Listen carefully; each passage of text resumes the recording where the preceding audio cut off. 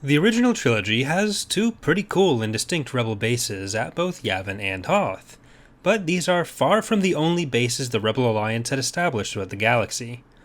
Today we're going to talk about the Rebel base on Arda 1, and how it fell when Imperial operatives manipulated a rebel into turning against the rebellion. The Arda system had 3 semi-inhabitable planets in it, helpfully named Arda 1, 2, and 3. Like several of my recent videos, the main source for this Rebel base's information is the Fantasy Flight Games RPG system, specifically the Onslaught at Arda adventure. But the Arda system first appeared as early as the 1980s in comics by Don Christensen and Russ Manning, where the planet Arda 2 appeared as a neutral industrial planet during the Galactic Civil War. Onslaught at Arda, released over 30 years later, was the first place to really flesh out the system though. The small industrial planet was home to growing rebel sentiments in the Galactic Civil War, and became a recruiting ground for rebel sympathizers in the sector, even though Arda 2 itself remained neutral. A lot of this local recruiting came from other industrial worlds within the sector, and after operating independently for a while, these forces soon joined the Rebel Alliance as a sector force. I've done a couple other videos on specific sector forces as well, so I'll put a link to one of them in the little card at the top. These rebel forces became centralized on the base at Arda 1, an essentially uninhabited planet in the system. Much earlier, the planet had been controlled by the Sith, who used a local species called the Doran Enoch as shock troopers, but had otherwise had nothing going on of note since the Sith Wars thousands of years earlier. The planet was perfect for a rebel base, not just because of its sparse population, but because of a series of natural cave and canyon formations, large enough to permit starships to enter, but difficult to navigate enough to make the base hard to locate and even harder to reach unnoticed, giving the approach the nickname of the Gauntlet. The base contributed to various rebel missions, but was primarily used as a staging point for raids against worlds with installations belonging to Cinar Fleet Systems, the manufacturer of the Empire's TIE fighters. There were 3 primary commanders of the Arda rebel forces: General Rand Nile, who had been a captain in the Imperial Navy in the early years of the Empire aboard a ship called Pride of Stars, before seeing the nature of the Imperial occupation on Mon Calamari. He witnessed stormtroopers killing protesting shopkeepers, prompting him and his loyal crew to take Pride of Stars into rebel service, and eventually he became the military leader of Arda Base.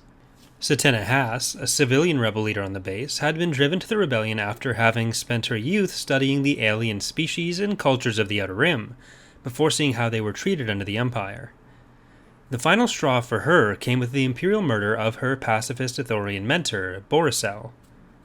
The final commander, in charge of ground and special forces, is a Duros named Corno, who joined the rebellion when his planet, Ralgus, was assaulted by an Imperial Victory-class Star Destroyer.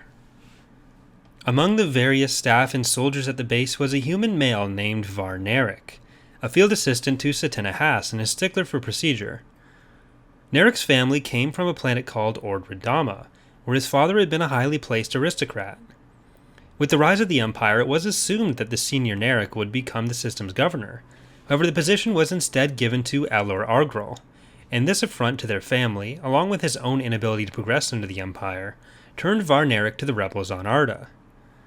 Narek's dedication to the rebel cause, which in my opinion seemed to have been relatively tenuous to begin with, was destroyed when his brother Alios' wife, and their 2 kids were killed in an aerial bombardment during a fight between rebel and Imperial forces.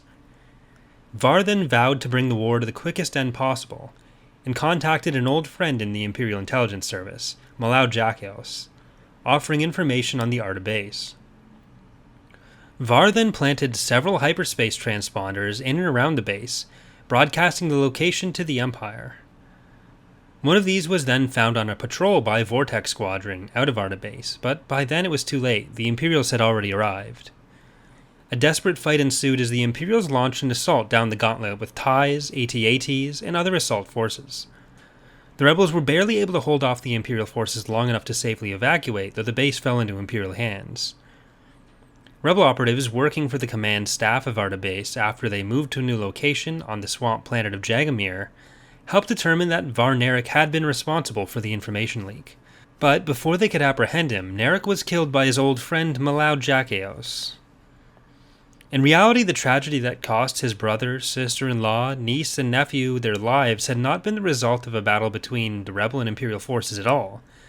Jaggios had suspected Nerica of being involved with the rebels, and had orchestrated the bombing of an empty imperial outpost near the family shop where they had been killed in order to make it seem like it had been a rebel attack on the outpost that had led to the deaths of his family, driving Narek into his hands to use as an asset. That's going to do it for today's video on Arda Base. I do think it's a really cool thing when these kinds of RPG supplements take old references and comics like that and flesh it out into a much more detailed part of the galaxy with all the extra information we have now ever since the expanded universe had been going for decades with all this extra context and even stuff from the Clone Wars coming out. I do also like that there are elements of Varneric's story that are very similar to the command staff story, but the way they express themselves give different justification for taking the opposite direction of the same action for all of the characters, even though it does turn out that Varneric's situation had been orchestrated by the Empire to begin with. But if you have other topics you'd like to see me cover on the channel, please leave those in the comments. If you've enjoyed the video, consider leaving a like or subscribing for more.